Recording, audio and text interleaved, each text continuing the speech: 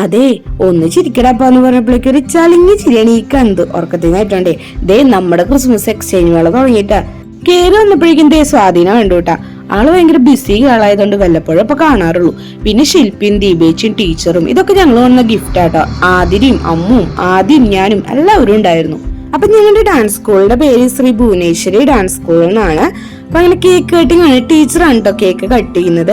Butter സ്കോച്ചിന്റെ eggless cake ആയിരുന്നു കേട്ടോ. നല്ല സ്വാദുണ്ടായിരുന്നു. മധുരമൊക്കെ പാകത്തിനായിരുന്നു. എല്ലാവർക്കും നല്ല ഇഷ്ടമായി. ഞാനൊരു പീസ് ആദ്യം എടുത്തു, കുറച്ച് ആദ്യക്ക് കൊടുത്തു. അത് കഴിഞ്ഞപ്പോ അവൻ ഒരെണ്ണം വേണമെന്ന് പറഞ്ഞപ്പോ വീണ്ടും ഒരെണ്ണം എടുത്തു.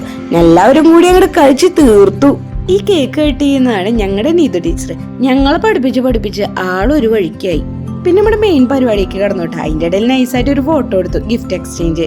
ഈ പ്രാവശ്യം എന്നെ കിട്ടിയത് സാധിക്കുന്നതായിരുന്നു. കഴിഞ്ഞ പ്രാവശ്യം അവൾ തന്നെയാട്ടോ എനിക്ക് ഗിഫ്റ്റ് തന്നത്. എനിക്ക് ദീപേച്ചിനാണ് കിട്ടിയിട്ടുണ്ടായിരുന്നത്. സ്വാതി ചേച്ചിയുടെ കയ്യിലുള്ള ചോക്ലേറ്റിക്കാണ് കേട്ടോ ചെക്കന്റെ നോട്ടം. ഇപ്രാവശ്യം എനിക്ക് ആദിക്കുട്ടനും സ്വാതി ഗിഫ്റ്റ് തന്നിട്ടുണ്ടായിരുന്നു. ഈ കാണുന്നതാണ് ഞങ്ങളുടെ ഗിഫ്റ്റുകളൊക്കെ. ഇതിലെ ഹാൻഡ് ബാഗാണ് ഞാൻ ദീപേച്ചിക്ക് കൊടുത്തിട്ടുണ്ടായിരുന്നത്.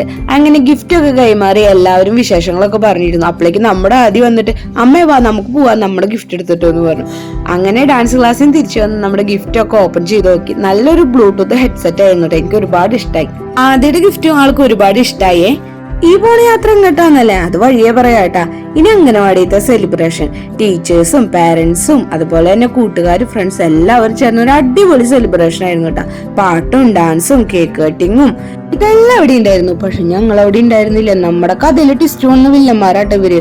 രാവിലെ തന്നെ ആദ്യം സ്കൂളിൽ പോയി സെലിബ്രേറ്റ് ചെയ്യാൻ അംഗനവാടി പോയി അടിച്ചു പൊളിക്കണം എന്നൊക്കെ പറഞ്ഞിട്ട് ഇരിക്കുകയായിരുന്നു. മാമു ഇതിന്റെ ഇടയിൽ കൂടെ ഓടി കളിച്ചതാ. ആളുടെ പഴയ സൈക്കിളിന്റെ അടുത്ത് പോയപ്പോ സീറ്റിന്റെ അടിയിൽ കടന്നൽ കൂടെ ഉണ്ടായിരുന്നു. ഒരു 3 കുത്ത് കെട്ടക്കട്ടെ ക്രിസ്മസ് ഗിഫ്റ്റ് അവരുടെ വക. അപ്പൊ തന്നെ നമ്മൾ ഹോസ്പിറ്റലിലേക്ക് കൊണ്ടുപോയിട്ട് ആളെ. ദൈവാനുഗ്രഹം കൊണ്ട് വേറെ കുഴപ്പങ്ങളൊന്നും ഉണ്ടായില്ല. ആദ്യത്തെ വിഷമം കണ്ടപ്പോ ഡോക്ടർ പറഞ്ഞു വീട്ടിൽ പോയിട്ട് ശ്രദ്ധിച്ചാൽ മതി, സെലിബ്രേഷൻ ഒക്കെ കുഴപ്പമൊന്നുമില്ലാന്ന്. ഒരു ഭാഗത്ത് കടന്നൽ കുത്തിയതിന്റെ വേദനയും വിഷമവും. ആ വിഷമം മാറ്റാനായിട്ട് വീട്ടിൽ വന്ന് വേഗം റെഡി ചെയ്ത് ഫ്രണ്ടിന്റെ ഗിഫ്റ്റ് കൊടുത്ത് നമ്മൾ നേരെ അംഗനവാടി പോയി. ഫ്രണ്ട് ഇറങ്ങിയിട്ട് ടീച്ചറേല് ഗിഫ്റ്റ് കൊടുത്ത് ആദ്യത്തെ ഗിഫ്റ്റും മേടിച്ച് നേരെ വീട്ടിലേക്കും വന്നു. അവിടെ നിന്ന് പിന്നെ വൈകുന്നേരമായപ്പോ അച്ഛന്റെ മോന്റെ മുടി ഒന്ന് വെട്ടാൻ പോവാന്ന്.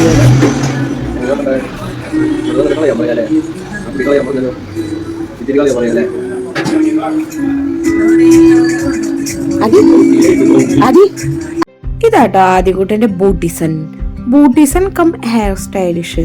അവനിവിടെ വന്നാൽ മാത്രം മുടി വെട്ടാൻ സമ്മതിക്കുള്ളൂ. ആദ്യമായിട്ട് മുടി വെട്ടാൻ പോയിട്ട് പകുതി മുടി വെട്ടി വന്ന ചരിത്രം വരെ ഉണ്ട് കേട്ടോ ചെക്കന്. പിന്നെ ഇവിടെ വന്നേ പിന്നെ ആള് വലിയ കുഴപ്പമില്ല. അപ്പൊ സ്ഥിരമായിട്ട് ഇവിടെ ഇനി വെട്ടി മുടി വെട്ടി അങ്ങനെ ചെക്ക ഉറങ്ങി. ഇനി ചേട്ടന്റെ ഊഴം. സെലിബ്രേഷനും ക്രിസ്മസ് ഒക്കെ ആയതുകൊണ്ട് ആളും ഒന്ന് മുടി വെട്ടി സ്റ്റൈലാവാന്ന് വിചാരിച്ചു. എന്തായിരിക്കും ഇരിപ്പേ മുടി വെട്ടാനേ. ഹെയർ കട്ട് കഴിഞ്ഞപ്പോ നല്ല ലുക്കായിട്ടുണ്ടെന്ന് പറഞ്ഞപ്പോ അയ്യടാ മുഖത്ത് കണ്ടിട്ട് കള്ളച്ചിരി. ഇതൊക്കെയാണ് ഞങ്ങളുടെ വിശേഷങ്ങൾ.